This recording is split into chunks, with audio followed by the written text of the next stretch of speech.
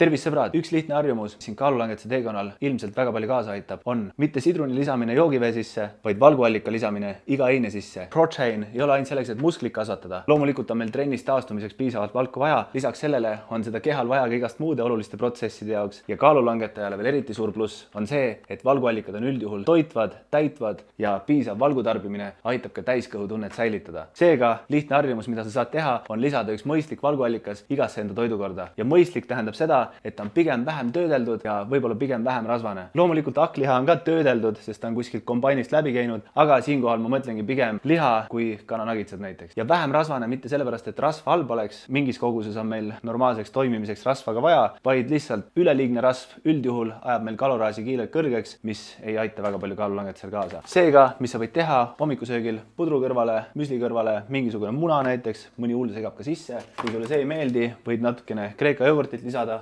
Lõunaks võib-olla mingi kanasalat, paned rohelist, paned kollast, paned punast, erinevaid värve, saad kodus teha, saad ka poes valmis panna. Vahepala, võib-olla sööd mingisuguse proteiinipudingi, see on mingi cello, võib-olla väike protein shake hoopis. Tuleb õhtusöök, ei söö niisama makarone, sööd makarone hakklihaga. Ja ongi väga lihtne, igas toidukorras mingisugune valguallikas. Proovi näiteks järgmine nädal igasse toidukorda mingisugune mõistlik valguallikas lisada ja vaata, kuidas enesetunne on, kas kõht püsib rohkem täis.